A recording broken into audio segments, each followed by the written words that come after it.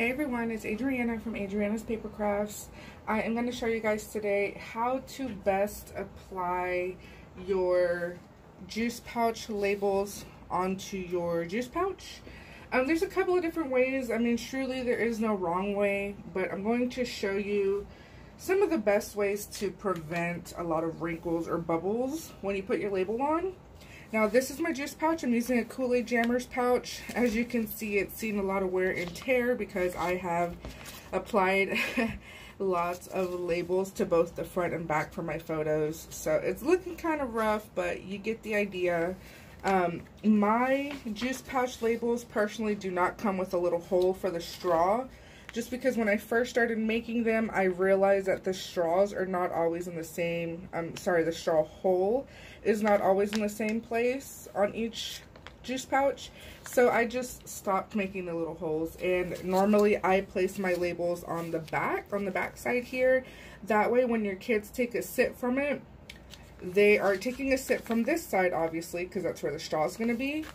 But your design will be showing to everybody else at the party while they're drinking it.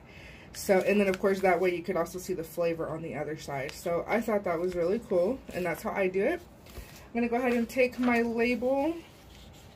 If you want to know the size of these, I do have them listed on my website. If you want to go to adrianaspapercrafts.com, click on Design Innovators. And I have this measurements of a ton of stuff. I also have a lot of free templates if you are into designing.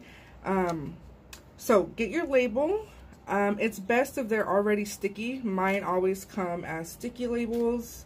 If not, you're going to want to make them sticky somehow. Maybe put some double-sided adhesive on there. And what I normally do is I stick it, I kind of fold it like this, and I stick it directly in the center.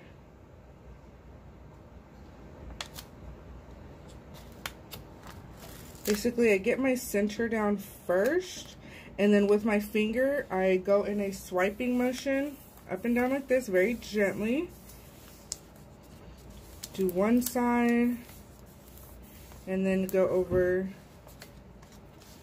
to the other side.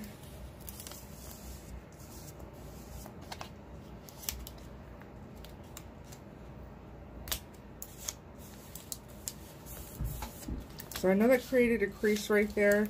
That's the bad part about putting labels on anything that is obviously not flat.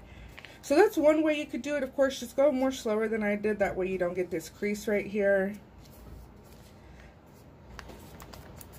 But I'm going to show you another way that I do it too. That way you can decide for yourself which one you think is best. Here's my other label. I'm going to go ahead and put it on the other side. So this one, I do the same thing. I start off the same. I go ahead and place it directly in the center here. Make sure that it's aligned at the top. And I kind of use my finger to stick it down in the center so it stays. But instead of using a finger swiping motion, I go ahead and I turn it upside down. And I just gently roll the Capri Sun pouch back and forth like this, so that it naturally falls into the contours of the pouch. And then from there, turn it over and then just finish up pressing on the edges, of course. So this one, as you can see, it has the tiniest little crease here, but that's because the pouch itself has a crease there. But it's got a much better look to it, right, than this side. So like I said, I do it both ways. If I am personally labeling the juice pouches for a party, I honestly kind of go back and forth in my methods throughout that order. I don't just stick to one. So those are two methods that you can use. Let me know in the comments below which one you prefer. And then of course with your little straw, you would just, if it's still sticky, of course, if you were careful to not take off the sticky part, you could just stick it on here anywhere. I normally stick it to the side so that it doesn't block my design. Alright, I'll see you guys next time. Bye!